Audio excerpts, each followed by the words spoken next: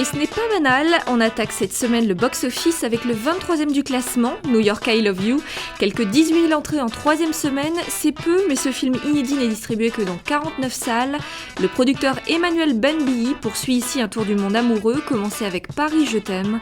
Ce tissu d'histoires brèves et insolites, plus ou moins imbriqué mais toujours planté au cœur de la grosse pomme, a mobilisé 12 réalisateurs et un casting plutôt furieux. Andy Garcia, Nathalie Portman, Orlando Bloom, Ethan Hawke ou encore Robin Wright-Penn. On attend maintenant la suite de cette collection baptisée City of Love qui se poursuivra à Rio et à Shanghai cette année et à Jérusalem et à Bombay en 2011. Il résiste, l'arnaqueur. Après sa sortie il y a 7 semaines, il reste 7e au box-office avec au total 3,3 millions d'entrées. Chose rare, Mammouth réalise en 2e semaine un score encore meilleur qu'en première, soit 206 000 entrées. Il faut dire qu'on a sorti 67 copies supplémentaires entre-temps. Un vrai beau succès donc pour cet ovni réalisé par Gustave Kerven et Benoît Delépine, les compères de Groland, avec Depardieu, Yolande Moreau et Benoît Poulvorde. Une plongée dans la France d'en bas sous forme de road movie avec pour héros un gargantua aux cheveux longs. Il semblerait qu'Alexandre Arcadi n'ait pas signé son meilleur film avec Comme les 5 doigts de la main, l'histoire abracadabrante de 5 frères juifs pieds noirs dont un mouton noir tombé dans le banditisme est menacé de mort. 4e du classement, ce polar s'en tire néanmoins assez bien avec 230 000 entrées en première semaine.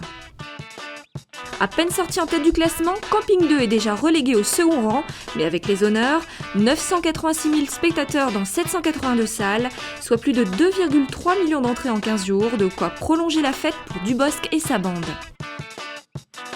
Grand gagnant cette semaine, le super-héros en armure, aussi excentrique que patriote, pulvérise le classement. Vous êtes plus d'1,2 million à avoir retrouvé dans ce second volet la petite étincelle de magie qui avait fait du premier film Iron Man un vrai bon divertissement, avec en prime une Scarlett Johansson venimeuse en veuve noire.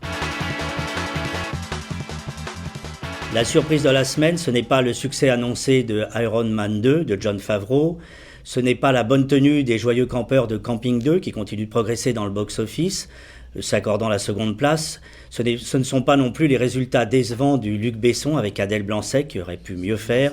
La surprise de la semaine, c'est le succès de la comédie romantique L'arnaqueur avec le couple Romain Duris et Vanessa Paradis qui n'a pas perdu en cette semaine beaucoup de spectateurs et qui culmine à 3,5 millions. Ça prouve la bonne santé des comédies romantiques à la française, ce qui est plutôt rassurant.